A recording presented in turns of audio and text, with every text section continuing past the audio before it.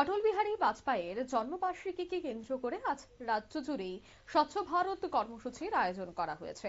প্রত্যেকটি ওয়ার্ডের পক্ষ থেকে স্বচ্ছ ভারত অভিযান চলছে। ঠিক তেমনি দেখা গেল 13 নম্বর ওয়ার্ডে স্বচ্ছ ভারত অভিযান অনুষ্ঠিত হয়।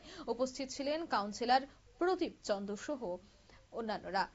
আজ সকাল থেকে দেখা গেছে এলাকাবাসীরা মিলে এবং পার্টির অন্যান্য সদস্যরা এলাকা পরিষ্কারে হাত লাগায়।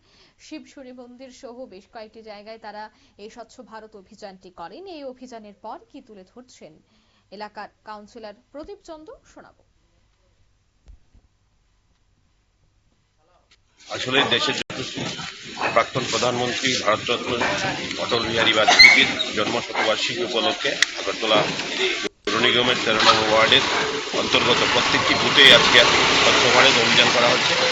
এই স্বচ্ছ ভারত অভিযান হিসাবে আজকে 12 নম্বর বুথের সমস্ত কার্যকর্তাদের নিয়ে আমরা আজকে এখানে স্বচ্ছ ভারত অভিযান করছি। এখানে সভাপতি থেকে শুরু করে ওয়ার্ড সভানেত্রী এখানে সবাই আছে। আমরা এই স্বচ্ছ ভারতের মাধ্যমে আমরা এই শহরের প্রত্যেকটি নাগরিকের কাছে আবেদন করব, শহরকে পরিচ্ছন্ন রাখুন, শহরকে সুন্দর রাখুন। এই শহর আমার শহর, এই শহর আপনার শহর।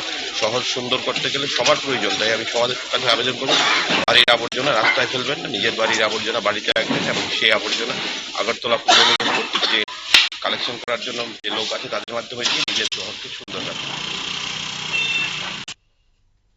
আপনারা শুনলেন কাউন্সিলর প্রদীপ চন্দ্র তিনি ঠিক কি বললেন। একদিকে যখন পরিবেশ এবং গোটা রাজ্যকে স্বচ্ছ করতে গেলে নিজেদের উদ্যোগ গ্রহণ করতে হবে সে কথাও তিনি তুলে ধরেন। অন্যদিকে প্রাক্তন প্রধানমন্ত্রীর জন্মদিনকে কেন্দ্র করে এই স্বচ্ছ ভারত অভিযান আগামী দিনেও জারি থাকবে বলে তিনি জানাচ্ছেন। নিয়ে নিচ্ছি ছোট্ট একটি বিজ্ঞাপন বিরতি, সঙ্গে থাকুন।